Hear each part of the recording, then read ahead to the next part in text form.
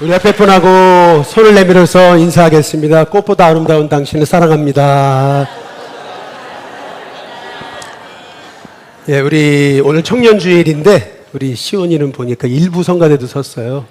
아유, 대단해. 박수 한번 부탁드리겠습니다. 우리 한 번 더 옆에 분, 뒤에 분하고 손을 내밀어서 인사하겠습니다. 예수님처럼 사랑하겠습니다. 예, 우리 마지막으로 인사하겠습니다. 나한테 못해도 사랑하겠습니다. 예, 기도하겠습니다. 하나님, 오늘 청년주일입니다. 믿음의 청년들이 일어나게 인도해 주옵소서. 특별히 우리 일신교회 성도들이 기도하는 성도들이 되도록 마음을 다해 시간을 정해놓고 한 마음이 돼서 계속하여 포기하지 않고 기도하는 성도들이 되어 우리에게 새로운 미래를 여시는 하나님의 은혜를 볼 수 있도록 오늘 이 시간 우리로 기도할 마음이 생겨지는 은혜가 있도록 축복해 주옵소서. 예수님의 이름으로 기도드리옵나이다. 아멘. 오늘은 인생을 바꾸는 위대한 힘에 관해서 같이 좀 은혜를 나누고자 합니다. 인생을 바꾸는 위대한 힘, 여러분 뭐라고 생각하십니까? 다름 아닌 이제 기도인 거죠. 많은 사람들이 그렇게 생각해요. 뭐 기도한다고 달라진 게 있냐? 기도한다고 바뀌냐? 이제 이렇게 사람들은 생각을 해요. 그러나 여러분, 기도만큼 위대한 힘은 없는 줄로 믿습니다. 기도할 때 사람이 바뀌거든요. 대표적인 예가 뭐냐 하면 루터의 경우 자기 전용 이발사가 있었어요. 그런데 이 이발사가 술 취해가지고 난동을 부리다가 자기 사위를 칼로 찔러 죽입니다. 그래서 루터는 선처를 구해가지고 이 이발사를 저 멀리 유배를 보내거든요. 그런데 이 이발사에게 썼던 첫 번째 편지, 첫 번째 얘기가 뭐냐 하면 이거예요. 아침과 저녁으로 시간을 딱 정해놓고 마음을 다해 기도하라는 거였습니다. 여러분, 그 이유가 뭘까요? 사람이 기도하기 시작하면 성령의 역사에서 인생을 바꾸는 위대한 일이 일어나기 때문에 그것밖에 없겠다라는 생각을 가지고 루터는 기도해야 된다라고 그렇게 기도는 명령이라고 말하면서 그에게 권면을 하게 이제 됐던 것이죠. 우리가 성경을 보더라도 복음서의 제자들과 그리고 사도행전의 제자들은 딴 사람이에요. 사실 똑같은 사람들이거든요. 복음서에 보면은 제자들은 모이면 싸웠어요. 모이면 서로 내가 윗자리 하겠다 원망하고 그랬고, 또 그들은 시험과 어려움 앞에서 도망치는 사람들이었어요. 더구나 그들은 귀신 들린 한 아이의 그 귀신조차 쫓아내지 못했던 사람들이었다 말이죠. 그런데 사도행전에 넘어와서 그들이 완전히 달라져요. 마음이 하나가 됩니다. 모이면 찬송하고 예배드리고 서로 나눠주고 그리고 나가서 전도하고 뿐만 아니라 그냥 한 자리에서 말씀 전했더니 3,000명이 예수님 앞에 돌아오고, 오늘 말씀해 보니까 베드로와 요한은 나면서부터 선천성 안진뱅이를 일으키는 그런 기적을 행했던 것을 봅니다. 아니, 똑같은 사람이거든요. 근데 완전 딴 사람입니다. 복음서와 사도행전의 제자들이. 그렇다면 중간에 뭐가 있었냐? 무엇이 그들을 그렇게 놀라운 사람들로 바꾸었느냐? 다름 아닌 그게 기도라고 하는 거죠. 그래서 저와 여러분의 인생이 새로워지려면 마음만 가지고 안 됩니다. 기도가 달라져야 되는 줄로 믿습니다. 기도가 달라져야 인생이 달라지고, 기도가 새로워져야 인생이 새로워지는 역사가 일어나게 이제 되는 것이라는 거죠. 그렇다면 여러분의 기도를 한번 점검해 보셨으면 좋을 것 같습니다. 팀 켈러는 팀 켈러의 기도라고 하는 책에서 이런 얘기를 합니다. 우리의 기도의 문제 3가지. 첫 번째는 뭐냐면 기도가 너무 형식적이 돼버렸다라고 하는 거예요. 이 말의 의미는 뭐냐 하면은 기도의 가장 큰 적은 뭐냐? 익숙함이라는 거예요. 기도하라 기도하라 그러니까 다들 어떻게 쉬지 않고 기도해? 그러면서 기도조차 하지 않는다. 그러니까 인생이 변화되지 않는다. 그러면서 들고 있는 예가 뭐냐면은 기찻길 옆에 사는 친구에게 놀러 갔는데 기차가 지나가거든요. 경적을 울리면서 삑 하고 지나가는데 친구는 아무렇지도 않아요. 근데 자기는 죽을 것 같은 거예요. 왜냐하면 이 기차가 이 친구네 집을 박을 것 같은 그런 두려움이 몰려오더라는 거죠. 그 정도로 시끄러웠는데도 친구는 아무렇지도 않은 거예요. 왜요? 익숙해져 버렸으니까. 익숙함이라는 게 그렇게 기도하면 하나님 역사하신다 그러는데 교회 다니면서 너무 그런 말을 많이 들은 거예요. 그러다 보니까 뭐 기도한다고 달라져? 기도조차 하지 않는다. 그러니 인생이 안 바뀐다. 두 번째 문제는 뭐냐 하면은 기도가 너무 똑같은 말만 반복한다라고 하는 얘기예요. 보면은 늘 기도가 그냥 똑같은 말만 하고 있더라는 거예요. 그래서 루터의 경우를 예를 들면서 이거는 기도가 아니라는 거예요. 기도가 아니고 주문이다. 중언부언이다. 기도가 새로워지려면은 아침에 드리는 기도, 저녁에 드리는 기도에 고백이 새로워져야 된다. 이 루터가 얘기하고 있는 거예요. 예를 들면 이런 거예요. 친구하고 같이 이제 길을 가는데 매일 만날 때 똑같은 얘기만 하는 거예요. 똑같은 얘기만. 그러면은요, 친구가 이렇게 생각하지. 쟤 어떻게 된 거 아니야? 왜 똑같은 얘기만 해? 기도가 대화라고 한다면 하나님과 대화이잖아요. 그렇다면 기도가 달라져야 된다라고 하는 거죠. 근데 늘 내용이 똑같고 늘 표현이 똑같고 늘 똑같다면 그건 기도가 아니다. 이 루터가 하는 얘기를 인용하면서 팀 켈러가 얘기하는 거예요. 근데 세 번째, 우리 기도의 문제는 뭐냐 하면은 기도의 간절함이 사라졌다라고 하는 거예요. 우리 예레미야 29장 13절에 보면 다 함께 같이 한번 읽어보겠습니다. 함께 읽습니다. 시작. 너희가 온 마음으로 나를 구하면 나를 찾을 것이요 나를 만나. 여기 보면 온 마음, 마음을 다한 거, 전심으로 드리는 기도, 그러면 날 만날 거다 라고 말씀하시잖아요. 시편의 145편 18절에도 보면은 이렇게 얘기하는, 같이 한번 읽어보겠습니다. 함께 있습니다. 시작. 여호와께서는 자기에게 간구하는 모든 자, 곧 진실하게 간구하는 모든 자에게 가까이 하시는도다. 진실하게 구하면 하나님은 그 영혼에게 가까이 하신다. 그래서 여러분, 우리는 기도가 새로워져야 됩니다. 기도가 새로워지기 위해서 우리는 초대교회 이 제자들의 모습을 통해 기도를 배워야 되거든요. 먼저 첫 번째는 뭐냐면은 그들은 시간을 정해놓고 정시에 기도했다라고 하는 거죠. 다시 예를 들어서 아침과 저녁에 일어나자마자 밤에 잠에 들기 전에, 아니 저녁 9시 우리가 같이 정시 기도하기로 했잖아요. 우리가 단 1분이라도 기도 속에 한번 나를 넣어보자. 그러면은 내 인생이 새로워지는 것을 보게 될 것이다. 여러분, 하나님이 쓰신 위대한 인물들 루터, 그리고 웨슬리, 그리고 다니엘, 뭐 베드로, 이런 사람들 다 보시면은 시간을 정해놓고 기도 속에 자기를 거기다 집어넣는 거예요. 오늘 말씀에도 보면은 사도행전 3장 1절에 보니까 제9시 기도 뭐라고요? 시간. 기도 시간을 정해놓고 9시에 올라가서 제 오후 3시에 기도하기 시작했다. 그랬을 때 선천성 안진뱅이, 나면서부터 한 번도 걸어보지 못한 안진뱅이를 예수 이름으로 일으키는 역사를 나타내 보였다. 그런데 우리가 중요한 게 있어요. 왜 기도해야 되는가? 라고 하는, 기도해야 되는 이유가 있는 거잖아요. 사도행전 4장 22절에 보니까 이 나면서부터 안진뱅이 된 사람의 나이는 40여 세다라고 그렇게 말하고 있어요. 성경에서 40여 세, 2000년 전에 40여 세란 지금의 70세를 얘기하는 거, 80세를 얘기하는 거거든요. 그러니까 다시 말하면 평생토록 이제 한 번도 걸어보지 못하고 단순히 구걸하면서 인생의 소망, 의미, 꿈, 미래도 없이 살아왔던 사람을, 다시 말해 영적인 안진뱅이를 베드로와 요한이 기도함을 통해 일으키는 역사를 나타내 보이는 거거든요. 그러니까 이 땅에 영적인 안진뱅이가 너무 많아요. 낙심하고 절망하고 그런 영혼들이 너무 많다라고 하는 것이라는 거죠. 제가 학교에서 아이들을 가르치잖아요. 아이들이 속 얘기 다 하거든요. 그런데 애들 얘기 들어보니까 아버지하고 대화가 끊긴 아이들이 너무 많고 가정에 어려움인 아이들이 너무 많아요. 제가 그 모습을 보면서 너무 나에게 이런 얘기를 해주는 게 고맙다. 내가 기도해야 되겠구나 라고 하는 생각을 갖게 이제 되는 거죠. 실은요, 우리가 정시 기도의 유익을 여러분들이 아셔야 돼요. 왜 정시 기도 했는가? 정시 기도하면 어떠한 축복이 있는가? 우리가 깨달아야 되는데요. 그게 뭐냐 하면은요, 사도행전 한번 3장 4절을 한번 보세요. 보면 베드로가 요한과 더불어 그 다음 어떻게 해요? 주목했다 그러잖아요. 그 전까지는 그냥 있는 둥 마는 둥 그냥 생각 없이 보고 지나갔어요. 그냥 스쳐 지나간 거예요. 보기는 봤어요. 그런데 주목하지 못한 거죠. 뭘 의미하는 겁니까? 여러분, 기도하기 시작하면 우리의 시선이 달라지게 됨을 분명히 믿습니다. 기도하면요, 여러분의 시야가 바뀝니다.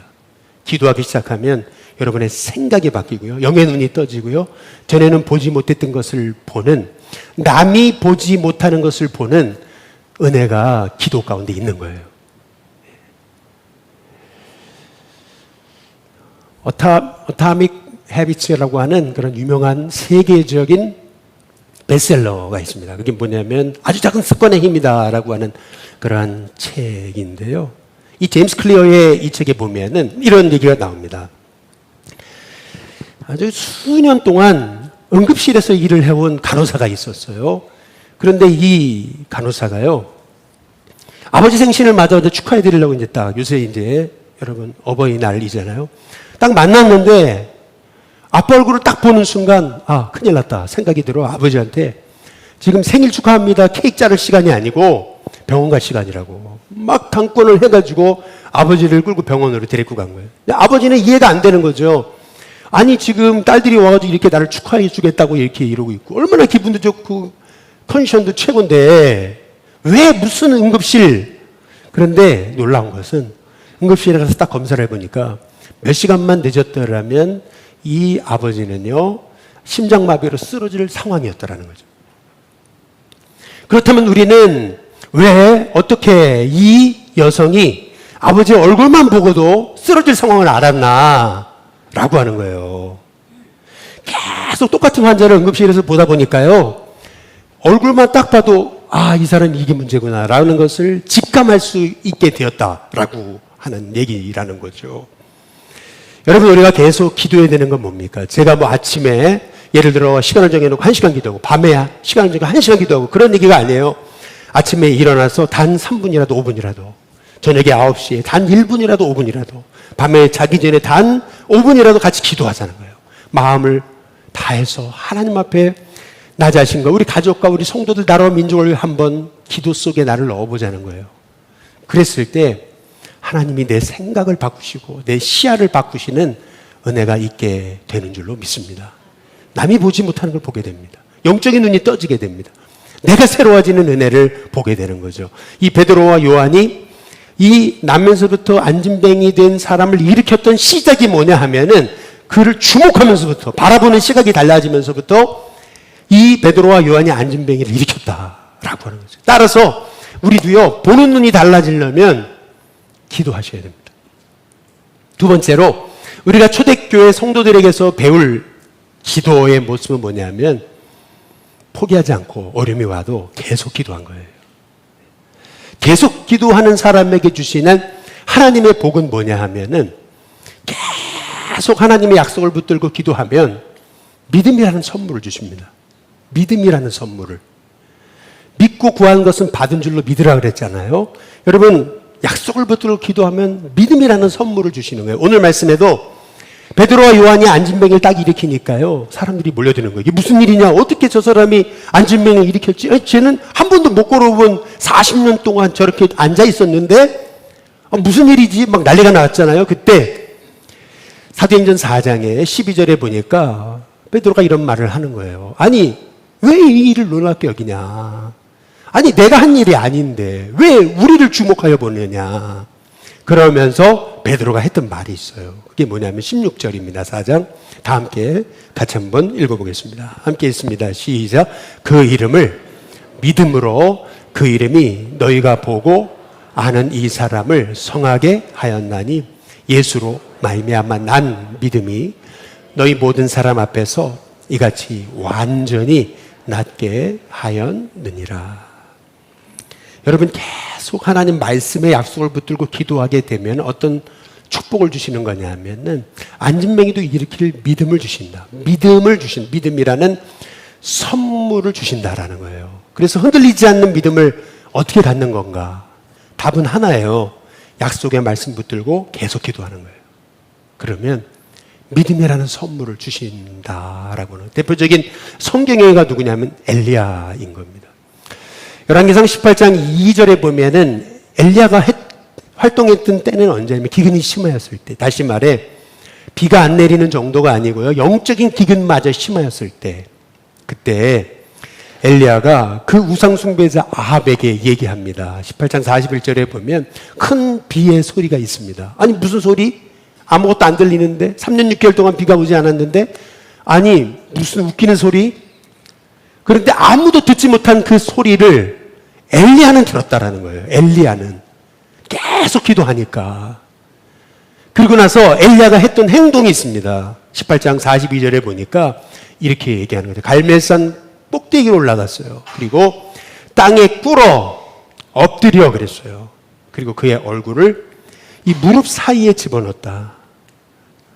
얼마나 기도를 했든지 낙타 무릎에 사람이 됐다. 저는 이렇게 기도하는 사람을 본 적이 있어요. 기도하는데 아예 그냥 무릎이 이 양무릎 사이로 머리가 들어갔어요. 저희 외할머니. 얼마나 기도를 많이 하시는지 한 번 기도를 시작하면 5-6시간. 그런데요, 저는 기도의 능력을 믿습니다.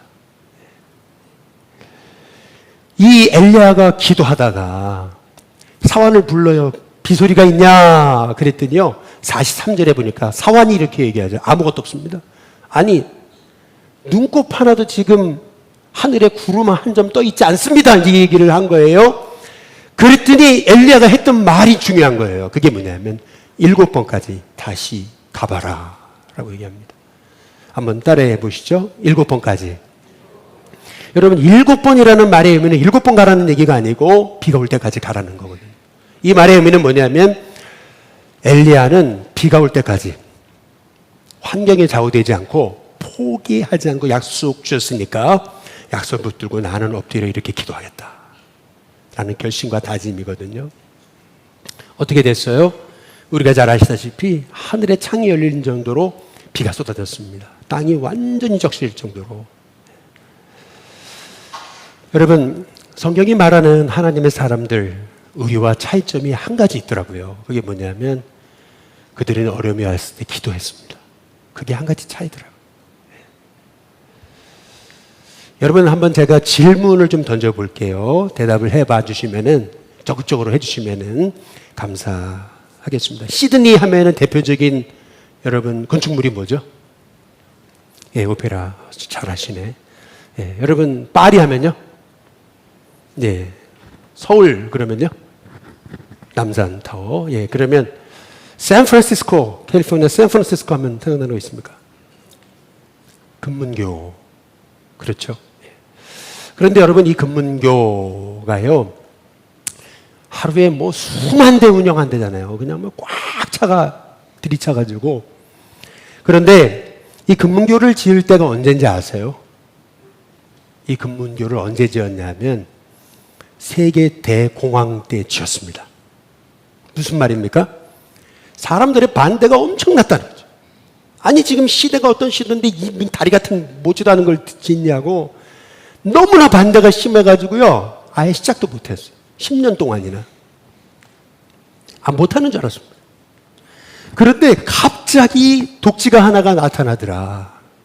독지가가 누구였냐면은 모텔방에서 태어나가지고 10대 때 아버지 돌아가시고 그렇게 해서 사수성가한 사람인데 이 사람이 누구냐? 뱅크 오브 아메리카의 회장 아마데오 지아니니였다는 거죠. 그 회장이 딱 한마디 이 스트라우스에게 건축사에게 물어보더라는 거예요. 그 질문이 뭐냐면 이거예요. 이 다리의 수명이 어느 정도입니까? 예, 그때 스트라우스가 대답했다는 거죠. 아마 영구적일걸요. 그때 이 회장이 한마디 딱 하더래요. 그럼 합시다. 그래가지고 진 게 금문교입니다. 여러분 톨비가 얼만데요? 지금 여러분 본전 다 빼고도요 한참 남은 겁니다. 여러분 뭘 의미하는 겁니까? 우리의 상황은 항상 어렵고요. 상황이 중요한 게 환경 그게 아니라는 거예요. 그것을 어떻게 바라보느냐. 다시 말해 뷰 보는 것보다 더 중요한 거는 뷰 포인트. 어떤 관점으로 보느냐. 믿음의 관점이냐 아니면 불신앙의 관점이냐. 믿음의 관점으로 보면 금문교가 세워지는 거고요. 불신앙의 관점으로 보면 그건 짓지 말아야 되는 거라는 거죠. 여러분 그렇다고 본다면요. 이 믿음이라는 게 어떻게 생기는가? 알고 보니까 기도더라. 기도할 때 약속의 말씀을 붙들고 계속 누가 뭐라 해도 포기한 척 기도할 때 하나님이 다른 사람이 보지 못하는 시선을 갖게 되고 그 시선이 믿음의 시선이 되더라. 그것이 성경이 엘리야를 통해서 베드로와 요한을 통해서 우리에게 하고 계시는 말씀이라고 하는 거죠. 마지막으로 여러분 초대교회 성도들에게서 우리가 배워야 될 기도의 모습은 뭐냐 하면 한 마음으로 합심하여 하나님의 뜻이면 거기에 합심해서 한 마음이 돼서 기도했다라고 하는 거죠. 그걸 어떻게 알 수 있어요? 사도행전 4장 23절 보시면은 사도들이 놓였다 이렇게 얘기합니다. 놓였다라는 것은 풀려났다. 그들이 어려움 가운데 핍박 가운데 살아났다라는 뜻입니다. 근데 24절에 보니까 그 핍박 얘기를 듣고 그들이 했던 행동은 도망치는 게 아니고 한 마음으로 하나님 앞에 소리를 높여 기도했다라고 하는 거죠. 소리를 높여라는 말이 뭐예요? 쉬쉬쉬 들어 큰일 나 이게 아니고 그들이 담대함을 가지고 하나님 앞에 기도했다라고 하는 거예요. 여러분 초대교회 성도들이 하나님이 기뻐하시는 뜻에 딱 방향 맞추고 합심하여 기도했다는 증거가 어디 있습니까? 그게 사도행전 1장 14절인 거예요. 한번 다 함께 같이 한번 읽어보겠습니다. 함께 있습니다. 시작. 여자들과 예수의 어머니 마리아와 예수의 아우들과 더불어 마음을 같이하여 오로지 기도에 마음을 같이해서 오로지 기도에 힘썼던 것이 초대교회 결국 교회가 탄생하고 결국에는 지금까지 주님의 복음의 역사가 세워진 비결이다 라고 하는 거예요. 결국 기도밖에 없다 라고 하는 것을 성경이 우리에게 말씀하고 있는 거죠. 여러분 왜 한마음으로 기도하는 게 중요한지 아십니까? 예수님이 십자가 지시기 전에 마지막으로 했던 기도의 내용이 뭐냐면 저들이 주의 영광을 보게 해달라는 거예요. 그런데 그 영광을 어떻게 보냐는 거예요. 여러분 요한복음 17장 22절인데 우리 세 번역이라서 좀 낯설지만 같이 한번 읽어보겠습니다. 함께 있습니다. 시작. 나는 아버지께서 내게 주신 영광을 그들에게 주었습니다. 그것은 우리가 하나인 것과 같이 그들도 하나가 되게 하려는 것입니다. 하나님의 영광은 삼위일체 하나님의 영광은 언제 나타나는 거냐면 바로 주님이 하나 되셔서 역사하신 것처럼 우리도 하나 돼서 주님의 일을 감당하기 시작할 때 하나님의 영광이 드러난다.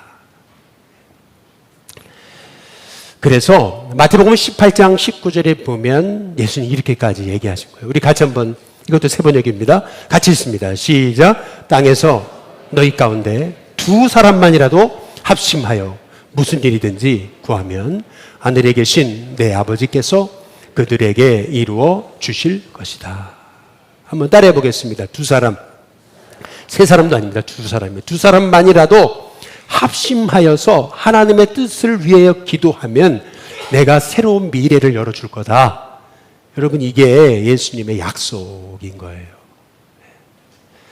여러분 우리 일신교회가 저는요 정시로 여러분의 삶의 자리에서 일어났을 때 또 밤에 잠기 전에 또 저녁 9시 또 아침 시간을 정해 점심의 시간을 정해서 여러분 나름대로 여러분 삶을 기도 속에 넣으시기를 주님의 이름으로 축복합니다.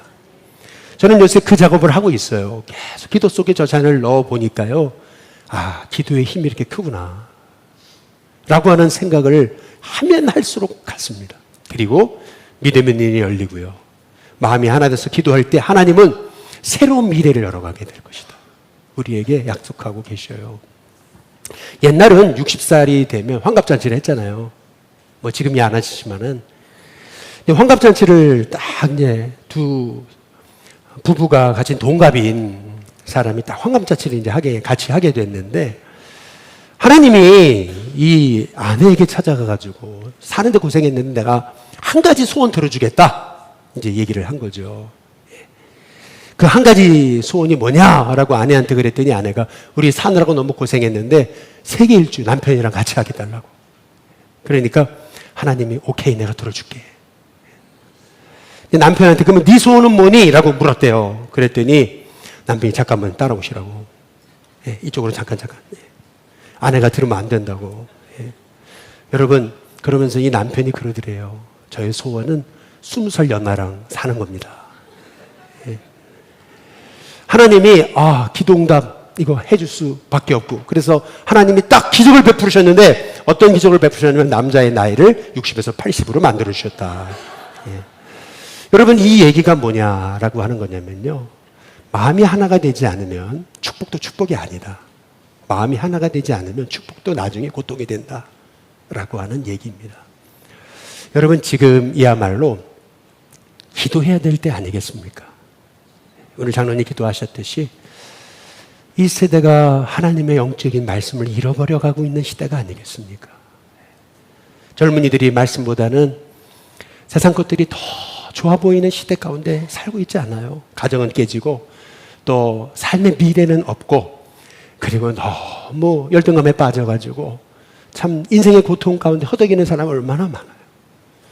하나님이 그 인생의 출구로 기도라고 하는 인생의 출구를 허락하셨는데 우리는 기도하지 못하는 거죠.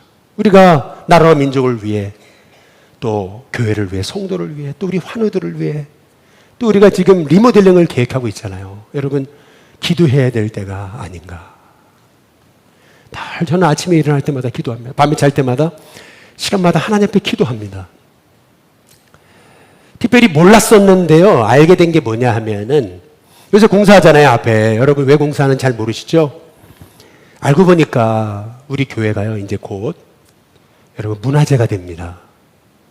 문화재가 된다는 얘기는 좋은 게 아니고요, 못 고칩니다. 이제 맘대로 다 보고하고 허락받고 함부로 고치면 손 못 댑니다. 추워도 어쩔 수 없습니다. 더워도 어쩔 수 없습니다. 여러분, 우리 교회가 지금 올만 돼도 덥잖아요. 우리 사택도 일이 똑같거든요, 지금처럼요. 에어컨 딱 끄자마자 더우기 시작하거든요. 그럼 여기 여러분 단열을 해야 되잖아요. 그렇게 해야 겨울에는 시원하고, 겨울에는 춥지 않고 여름에는 시원한 곳이 되는 거 아니겠어요? 그렇다고 따지면 여러분, 지금이야 적기 아니겠어요? 지금이야. 그래서 저는 기원하는 거 대충 하지 말고 좀 오래 걸려도 제대로 했으면 좋겠다.